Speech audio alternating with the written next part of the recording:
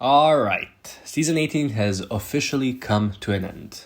From some of the discourse that I have seen around the season, people aren't really that big of fans of it, mostly because of the fact that Jane Dawn did not end up winning, but also because of who the top 3 are, who the winner is, and all of that. Now, I don't know, I really did enjoy the season. I like that it was unpredictable, I like that pretty much every queen had her time to shine, the stories were told pretty well, and even with the bullshit of switching around the challenge order, the story of the season to me makes sense. I don't think an unpredictable but understandable ending should ruin the season in your eyes, if it actually did ruin it. But that's not what we're here for. Today I'm going to rank the cast of season 18 based on how they did in the season, based on this point system that I'm using. After the ranking, I will explain some liberties that I took with a couple of placements around the season. If you want to support the channel, other than liking this video, you can also check if you're subscribed and comment what you thought of the season. You can also become a member of the channel, where you would have seen this video before everybody else, but also there are some exclusive things on there. Maybe a review of the season while I trim my bush. Who knows?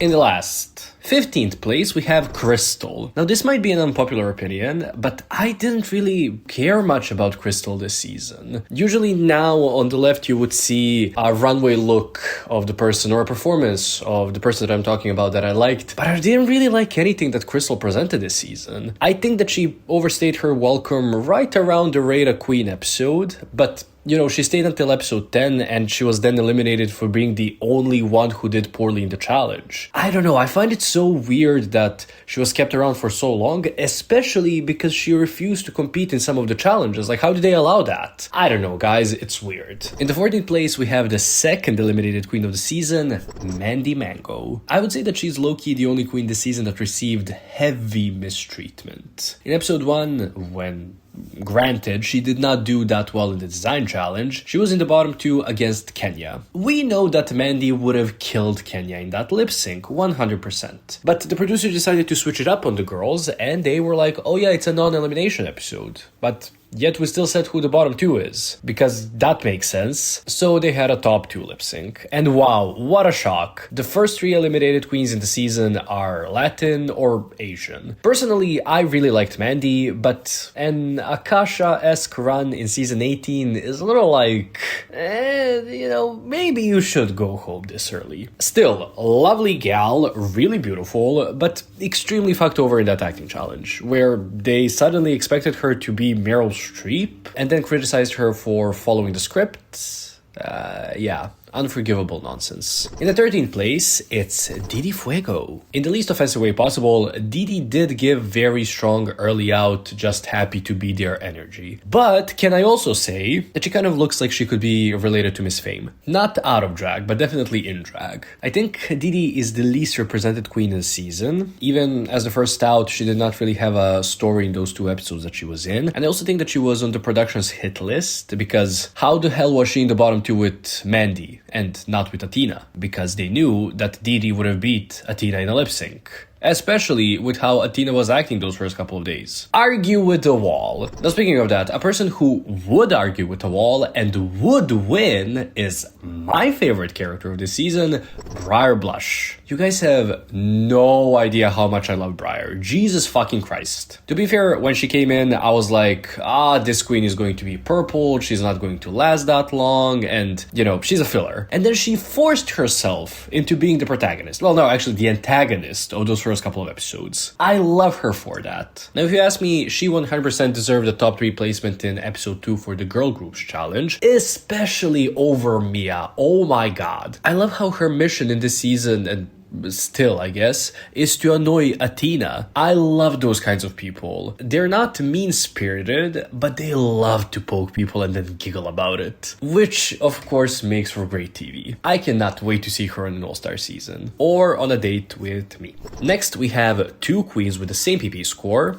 but one of them got there with 3 mini challenge wins, so she goes first. In the 11th place, we got Kenya Pleaser. Oh, I love Kenya. Kenya was a very clear standout because of her energy. She's presented as this very happy-go-lucky person, but she's also at the same time very calm and collected. Even when, like, maybe she wasn't, like maybe when she was paranoid in the competition or whatever, like she still had that warm energy around her. And while, yes, they did seem to use her as the queen that presents gay or black slang to the predominantly straight audiences in the confessionals, for me, it did not take away from how enjoyable she was. In the challenges, yeah, she didn't do much, but she's the first queen that we've talked about so far to have a high placement. No wins yet, but you know, we'll get there eventually. It did feel like they kept her over Mia in episode 8 for the sake of having an easy elimination in the future, because I genuinely still have no idea how she beat Mia when not even lip-syncing to some of the words in the final edit of that lip-sync. But who cares? Kenya sadly was never winning this season, but I think she has a guaranteed spot on a future All-Star season.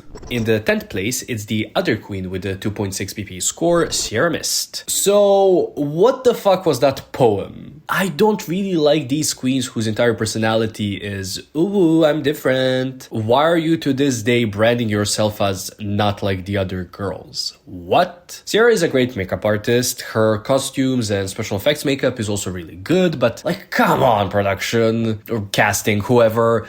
Can we give it up with these kinds of queens? At least on Drag Race. They only do well if Ru has a grandpa boner for them, like with Crystal Method, and their stories in the season are always the same, and they never win. This is nothing against Sierra as a person or as a drag queen, it's just that as a character on a TV show, we've already seen it, and I'm kind of bored. In the 9th place, we got maybe my biggest surprise of the season, Juicy Love Dion. I've compared queens from this season to other previous queens, but no comparison comes as close as Juicy being cast as a clear attempt to have a second Georges. But I really don't understand why they did that, because like Georges isn't even that good of a queen on Drag Race. But they struck gold with this one because Juicy is a great queen on Drag Race. She did well in some challenges here and there. She was great in lip syncs. She was personable, had insane runways. Maybe the runway queen of the season? Question mark, maybe. She was a clear protagonist in the first half of the season, and she was the hero of the Mia, Tina, Juicy trio. Really, she is the best modern heroic character on Drag Race. And I love that they crafted the story around her. Looking at her track record, I love how inconsistent she was. You never knew what she was gonna do in the episode. Love that for her. Love her so much. In the 8th place, it's one of my favorite castings in recent memory, Discord Adams. This is how you do alternative queen casting. Discord definitely has a very specific eye for drag, and her execution of her looks and her performances is very unique,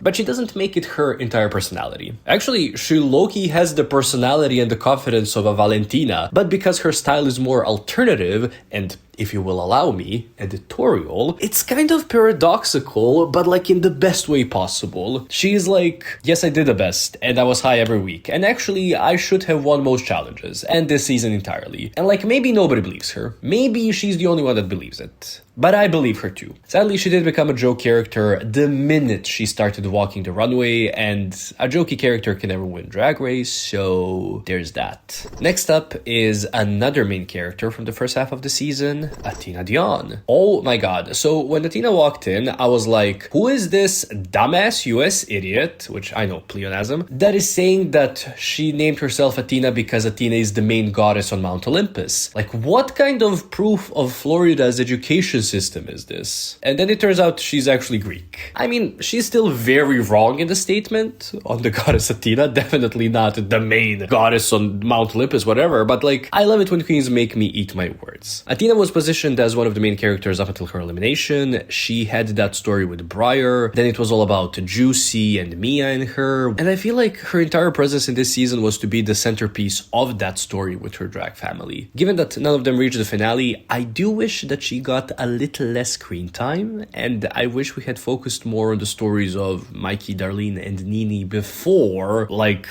episode 10. Also, are we ready to talk about the fact that out of drag, Athena is just Raven in a different font. Next up, we have my robbed queen of the season, Vita Von T-Star. Oh, it should have been her. It should have been her. So she gives me that perfect mix of old school talent with new school tendencies in drag that we do get from time to time on the show, and I always love it. That look that she made in episode 1 is the best thing anyone's ever made in a design challenge. And it is insane that the collateral damage of the production saving Kenya from lip-syncing against Mandy was Vita not winning the challenge because she had to lip-sync in that statuesque outfit that she had. I'll have your heads for that. Okay, yeah, she went home in episode 7, but like, she could have had 2 wins by that point, and you all pissed me off for that. The whole thing with Briar, I mean, psychotic behavior, but like, we will forgive her because she likes metal and horror movies, which, you know, I don't make the rules, they're just like superior taste. Oh, but speaking of psychotic behavior that I will forgive, Mia Star is in the 5th place. Damn. 5th place and still no PB score above 3. I mean, it is because Mikey and Jane hogged the high placement, but like, you know, come on. Anyway, Mia is actually the only queen from this season whom I knew of before the season, and it is because I remember her when she was a dancer for Britney, and when she was doing all of that, I remember talking to her back then. She was always very lovely, so from day 1, or rather from episode 1, I was rooting for her. But then she opened her mouth, and she started wearing most of the outfits that she wore in the season, and I had to pretend I did not say any of that before. Mia was kind of the primary antagonist of the season, and so when she got eliminated in episode 8, not much conflict was left in the season. I think she played her role well, but I do wish she had stayed on a little longer. Yes, the Bloody Mary was unforgivable, but like again, I have no idea how she lost that episode 8 lip sync. Starting us off in the top 4, and finally with a PP score of 3, it's Nini Coco. Listen, Nini was my choice for the crown. Now, did I still choose her after knowing that she would be the worst winner statistically? Yes, I did. And why is that? Well, that is because she's very pretty, and I will not comment any further. No, okay, to be fair, I think that Nini is a fantastic queen. She's very versatile, and I think she best embodies the phrase jack of all trades, master of none, but oftentimes better than a master of one. She can do comedy, but she's not the best at it. She can design and create really well, but her taste level is very interesting. Maybe we could say that she's a masterful performer because she is also very good at that, but actually what I would say is her go-to talent is her creativity. Her Rita Queen talent show performance should have landed her high, and I think that had that been judged by the judges, she would have been up there. If she's ever back on an all-star season, she's going to be a beast. In the 3rd place, we have kind of the biggest surprise of the season, Darlene Mitchell. I love Darlene so much, and look at her track record. Only 1 below safe placement and no bottom 2 placements. Now let's be honest. Had the judging not taken into consideration her immense charm, would she have had 2 wins? No. Would she have had 1 win? Also no. You know, I'm very aware that Darlene is like that one person at your work that's a clear personality hire. You know, she's good at her job, definitely, but like, even if she were bad, they would just keep her around because of her personality, because she's a delight to be around. And honestly, in a time where some queens take drag so seriously, I'm glad that we have a queen that was just like, I'm here to fuck around and have a good time. Love Darlene. Love Pink. Can't wait to see her on an all-star season. I mean, I know that she will not win it, especially if she's in a season with Jane Don't. Who's in the 2nd place here? Yeah, Jane not winning this season is shocking. But it kind of felt inevitable, right? Yes, she was in the top 3 for pretty much every single challenge, except 2 of them. But she was never presented as, oh, look at this incredibly talented queen, a la, you know, let's say Sasha Colby. Jane was presented as, look at this one stumbling into the top 3 of each episode, but barely ever winning a challenge. And even when she does win a challenge, the storyline presented is more like, but why didn't this other person win? That's why I kept asking myself throughout the entire season, how is Jane going to lose this? Or rather, how is she not going to win this? What's gonna happen? Her elimination is controversial, like I've said, but dare I say it's mostly fair. I say mostly because Ru absolutely sandbagged her in that improv challenge, but then Jane also sandbagged herself in that lip sync. And also, Ru told her not to take no for an answer, or rather, don't. And I know that it was just a little play on words to say bye to her, but why didn't she just say, okay, then I am not eliminated? Am I crazy to think that Ru would have kept her had she just been like, no, you know what, I'm the best here, I'm staying, no, double save. I really loved Jane this season, but my biggest gripe with her was her lack of confidence. Like, pull yourself together, you're fucking excellent. And in the first place. Shocking to many, I guess. It's Mikey Meeks. So what if I said that Mikey could have had a near flawless track record of never placing below the safe placement? Her only flop in the season was the Rate a Queen challenge. But it was very clearly told to us that her being in the bottom 2 there was because the other queens saved Discord from being in the bottom 2. Mikey was down there as collateral damage, which kickstarted her revenge tour. But I would argue that she could have been high for the Girl Groups challenge, as the best one from her group. Yes, her, not Mia. And she definitely should have been high for the SNL challenge. I minimally understand people's apprehension to Mikey's winning, because she was never presented as the big and glamorous queen. We could even throw in the word polished in there. But here's the thing. I'm 100% okay with that. I hate that some of you all expect queens to be these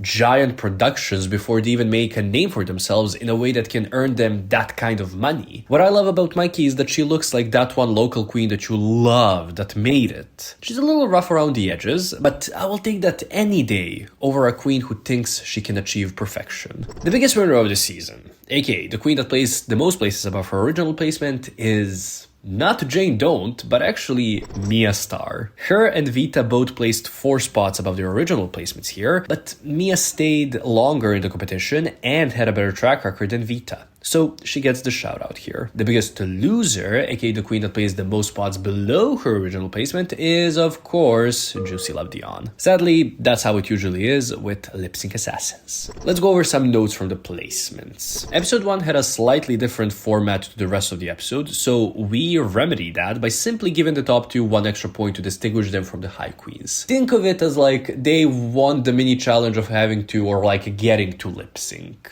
in the top 2, I guess. And the same thing happens in episode 10 when there are no low placements. Next, for the Rate a Queen challenge, the top 2 queens are considered high and the winner. The bottom 2 are, well, the bottom 2. And Vita and Discord I actually put as low because they were the second worst rated queens of their groups. And the episode heavily highlighted that fact. Had they not done that, I would just have kept them as safe. But like, because the story was like, oh, Vita was like really bad. And then also like, oh, Discord was almost in the bottom 2. I was like, yeah, you guys should be low. Kenya and Discord were both high in episode 9. They both got very positive critiques there. After episode 10, it was all about those little nuances and critiques, as let's say, for example, in episodes 12 and 13, both Darlene and Juicy got positive critiques from the judges. But Juicy got more of them, and they highlighted that Darlene did not necessarily do the challenge correctly, in a way, but she was serviceable and charming, which is why she got a safe placement, while Juicy a high one. And that's it. That's the video. For the next month or so, it's mostly going to be content on season 18, like my favorite and least favorite looks, my theory on how the challenges were planned to happen originally, and then also maybe how the season would have gone with that in mind. Also, then I will have to update the winners ranking video and the Miss Congeniality rankings video. I'll get to it.